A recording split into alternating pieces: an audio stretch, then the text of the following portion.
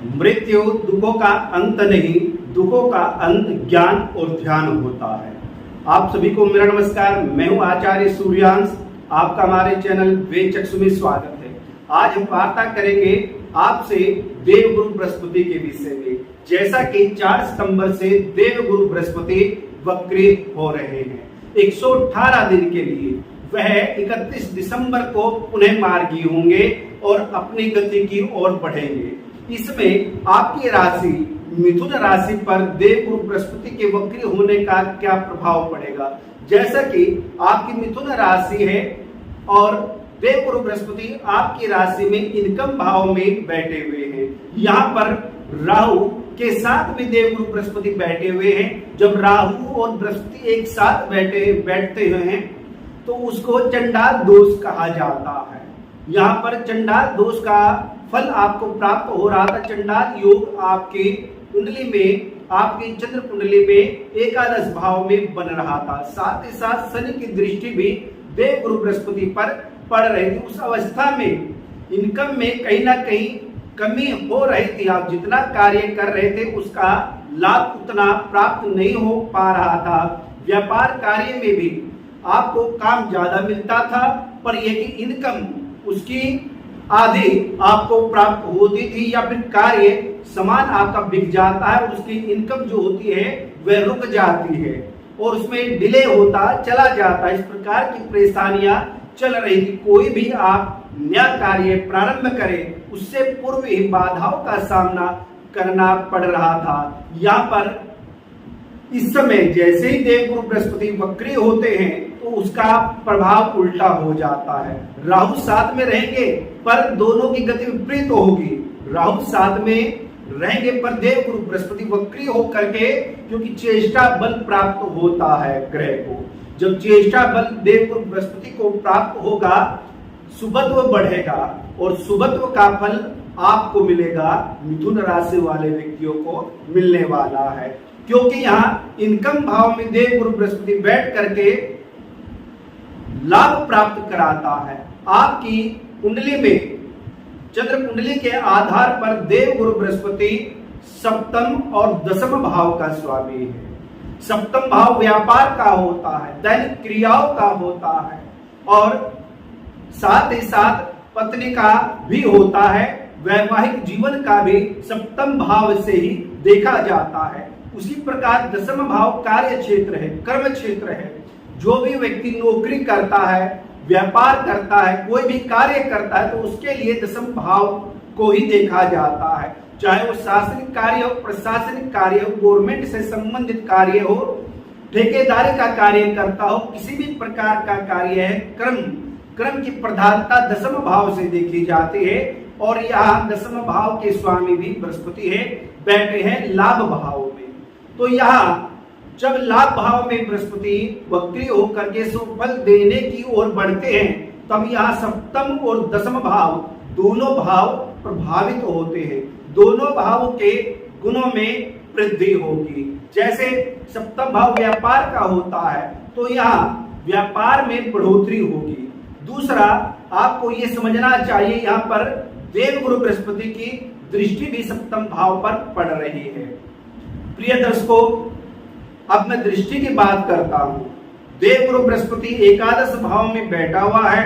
साथ ही साथ वह आपके पंचम भाव को भी देखता है सप्तम दृष्टि से, और पंचम दृष्टि से आपके तृतीय भाव को देख रहे हैं। तृतीय भाव पराक्रम का होता है, मेहनत का होता है, पुरुषार्थ का होता है। तो यहाँ बृहस्पति की पंचम दृष्टि तृतीय भाव पर पड़ती है। आपकी यात्राएं भी अधिक होंगी। यात्राएं आपको करनी पड़ेगी, या फिर कोई बाहर विदेश गमन करना चाहता है, बाहर जाना चाहता है, उन व्यक्तियों के लिए भी ये समय बहुत अच्छा जाने वाला है। भाइयों का सुख मिलेगा, भाइयों का सहयोग मिलेगा और किसी प्रकार से कोई कार्य आप भाई के साथ मिलकर के प्रारंभ कर रहे हैं तो उसमें भी आपको सफलता मिलेगी। सप्तम दृष्टि देवगुरु बृहस्पति की पंचम भाव पर पड़ रही है। पंचम भाव के कारक भी देवगुरु बृहस्पति ही हैं और अपने स्थिर कारकत्व को देख रहे हैं। तो यहाँ पंचम भाव से संबंधित संतान सुख प्राप्त होगा। शिक्षा एजुकेशन जो व्यक्ति कर रहे हैं उनको शिक्षा एजुकेशन में सफलता प्राप्त होगी।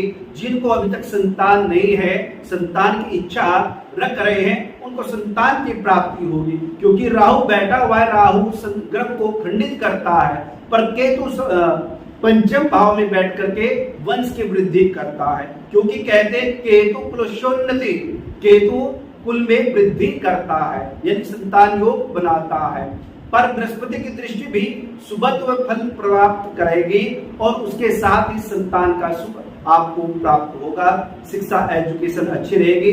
उन लोगों को विशेष ध्यान रखना चाहिए जो शेयर सट्टा में पैसा लगाया हुआ है, धन लगाया हुआ, तो थोड़ा ध्यान रखने की आवश्यकता है, क्योंकि यह क्षेत्र देवगुरु बृहस्पति का नहीं है, राहु का क्षेत्र है और राहु इसकी ओर आपको अग्रसर कर रहा है। पर बृहस्पति के कारण आपको इससे दूर रहना चाहिए। शेयर में आपका पैसा फंस सकता है और किसी प्रकार की उलझन का सामना भी आपको करना पड़ सकता है। अब आइए चलते हैं देवगुरु बृहस्पति की नवम दृष्टि की बात करते हैं। नवम दृष्टि देवगुरु बृहस्पति की सप्तम भाव पर पड़ रही है। सप्तम भाव में धनु राशि है, गुरु की राशि है और अपनी राशि को देवगुरु बृहस्पति देख रहे हैं, तो यह मिथुन राशि वालों के लिए, व्यापारिक क्षेत्र में कार्य करने वाले लोगों के लिए बहुत अच्छा इसका रिजल्ट मिलने वाला है, प्रभाव मिलने वाला है। इससे संबंधित आप अपने व्यापार को बढ़ा सकते हैं। पार्टनरशिप में कोई कार्य है उसका अच्छा रिजल्ट आपको मिलने वाला है और कोई नवीन कार्य भी, क्योंकि सप्तम भाव का स्वामी एकादश भाव में बैठा हुआ है। इस प्रकार से व्यक्ति कई बार विचार करता है कार्य प्रारंभ करने का, तो वह शुरू नहीं कर पाता, या फिर कोई कार्य प्रारंभ किया है तो वह चल नहीं पाता। ऐसा हो रहा था, पर देवगुरु बृहस्पति वक्री होकर के अपने ही सप्तम भाव को देख रहे हैं, अपनी ही राशि को देख रहे हैं, तो व्यापार कार्य आपका बढ़ने वाला है और उन लोगों के लिए भी बहुत अच्छा समय है जिनका अभी तक विवाह नहीं हुआ है। देवगुरु बृहस्पति के द्वारा उनको शुभत्व फल प्राप्त होता है। पत्नी का सुख प्राप्त होगा, भार्या सुख प्राप्त होगा, वैवाहिक जीवन भी उनका अच्छा जाने वाला है। तो प्रिय दर्शकों, ये महत्वपूर्ण जानकारी हमने आपको दी है। इसी प्रकार भविष्य में भी आपको आपकी राशि संबंधित जानकारी देते रहेंगे। इसमें बस मात्र आपको इतना कार्य करना है, अपनी कुंडली उठाइएगा और अपनी राशि से देखिए देवगुरु बृहस्पति बैठे कहाँ हैं, क्या फल देने वाले हैं, देवगुरु बृहस्पति की स्थिति क्या है आपकी कुंडली में। क्योंकि जो गोचर में होता है, अगर कुंडली में भी देवगुरु बृहस्पति की पोजीशन अच्छी रहती है तब उसका रिजल्ट बहुत अच्छा मिलता है, फल बहुत अच्छा मिलता है।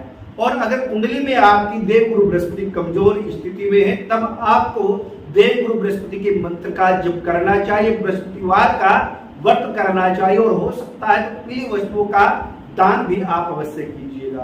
तो प्रिय दर्शकों, आज आपके लिए इतना ही और आगे भी भविष्य में हम आपकी मंगल कामना के लिए आपको जानकारी देते रहेंगे। और हाँ, खास बात एक ये है, हम आप लोगों की जिज्ञासा को देखते हुए आप लोगों को स्वयं कुंडली का अवलोकन कैसे करें, कैसे कुंडली देखी जाती है, इसके लिए मैं एक प्रोग्राम चला रहा हूं। आइए चले ज्योतिष सीखे। इसका कार्यक्रम जल्द ही शुभारंभ होने वाला है। इसमें ज्योतिष से संबंधित सर्व जानकारी दी जाएगी, प्रथम से ही शुरुआत किया जाएगा और इसमें जो भी कैलकुलेशन होती है, क्योंकि ज्योतिष के 3 भाग है, संहिता, सिद्धांत, संहिता और फलित। 3 सिद्धांत है, तीनों ही आपको बताए जाएंगे। इसके लिए आपको बस जुड़े रहना है और इसका हम जल्द ही शुरुआत करने वाले हैं। हमसे जुड़ने के लिए हमारे चैनल को सब्सक्राइब कीजिएगा, वीडियो को लाइक करें, बेल आइकन का बटन दबाएं। नमस्कार, प्रणाम।